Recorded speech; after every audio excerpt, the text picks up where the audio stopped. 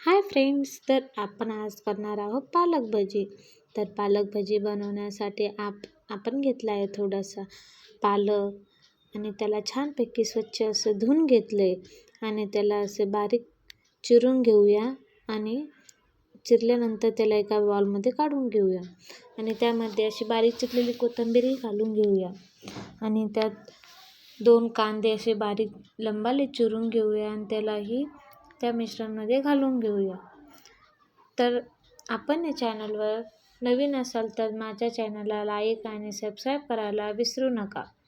तर आपण त्यानंतर 2 असे बटाटे घेऊन त्याला छान असे किसून घ्यायचे. त्यामुळे आपले पालक भजी छान असं क्रिस्पी होतात. क्रिस्पी आल्यावर ते खूप छान लागतात आणि त्यानंतर त्याला आपण किसलेला बटाटा तेही आपण पातेल्यामध्ये काढून घेऊ.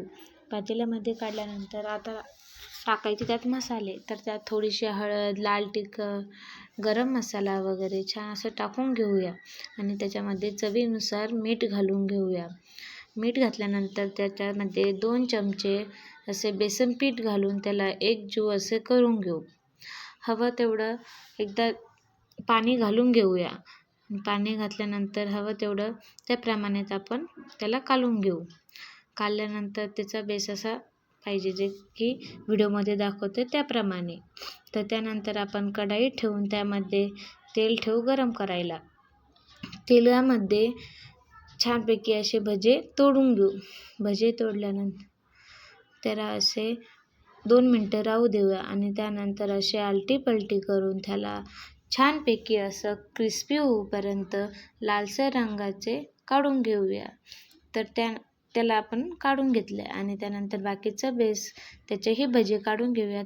तर आपले रेडी आहे पालक भजी. कसे वाटले नक्की कमेंट करून सांगा. चलो बाय.